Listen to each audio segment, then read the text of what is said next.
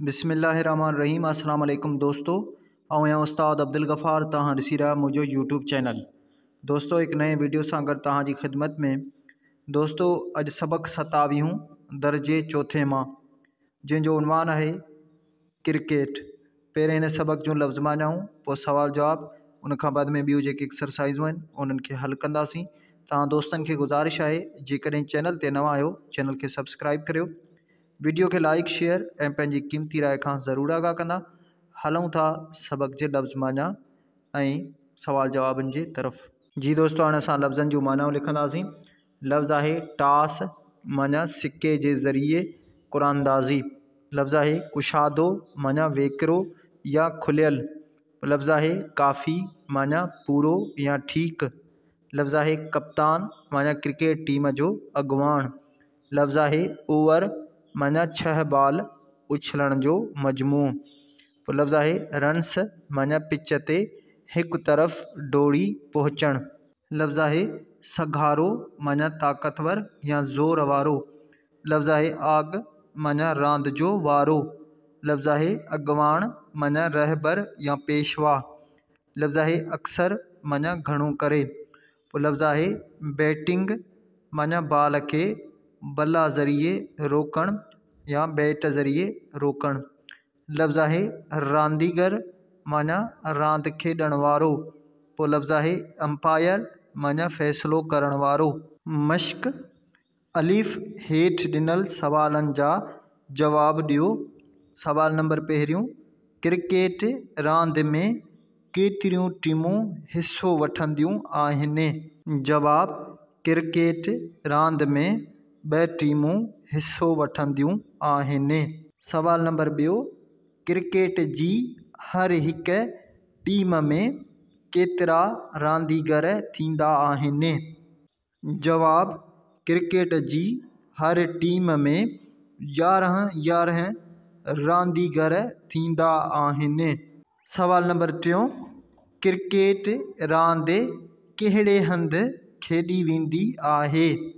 जवाब, क्रिकेट रांदि छॿर वारे मैदान में खेॾी वेंदी आहे। सवाल नंबर 4, क्रिकेट रांदि में टास छो कई वेंदी आहे?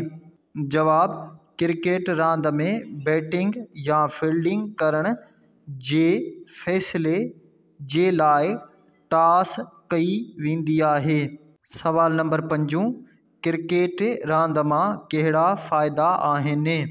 जवाब, क्रिकेट रांदि मां केतिरा ई फ़ाइदा आहिनि, जिन मां कुझु हेठि ॾिजनि था।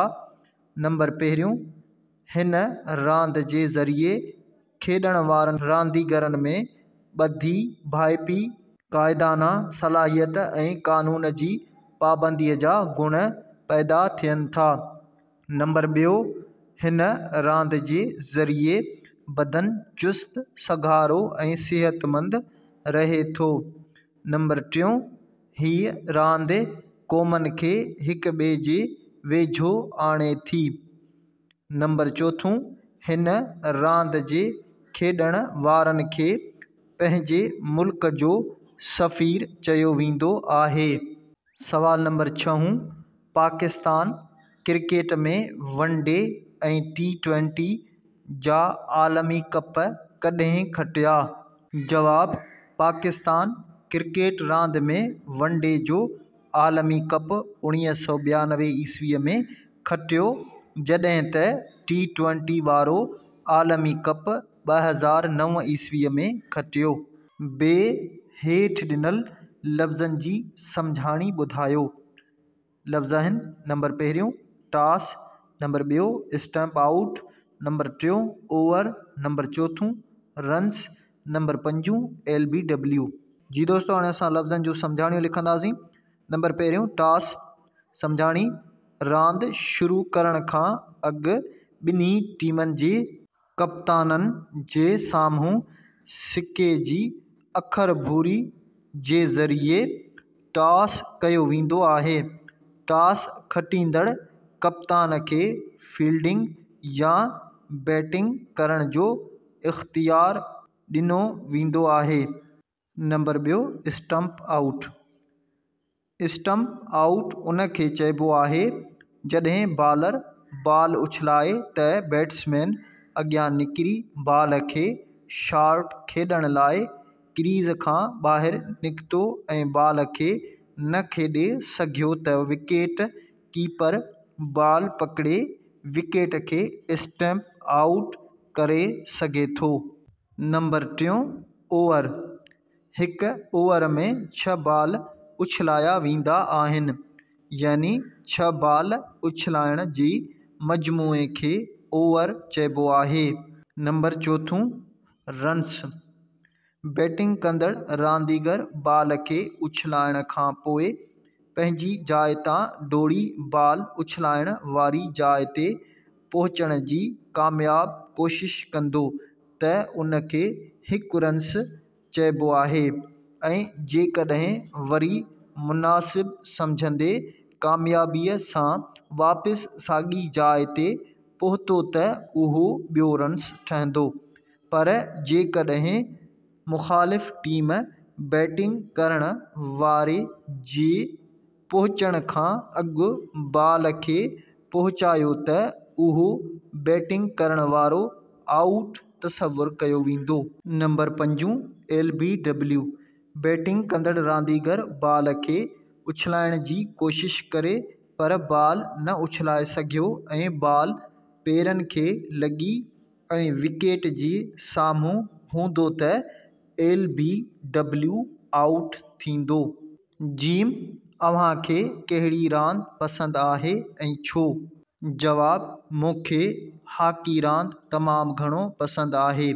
हॉकी रांदि उन करे बि पसंदि आहे त हिन रांदि में सभ जा सभ रांदीगर मैदान ते मौजूदु हूंदा आहिनि ऐं पंहिंजी टीम जे कप्तान तरफ़ां मिलियल हिदायतनि मुताबिक़ हिसो वठंदा रहंदा आहिनि।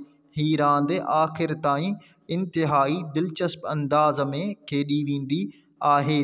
रांदीगरनि जे जोश ऐं जज़्बे जो मंज़र मैदान ते हिकु ई वक़्तु नज़र ईंदो आहे, जंहिंखे ॾिसी शाइक़ीन बि इंतिहाई पुरजोश थी वेंदा आहिनि।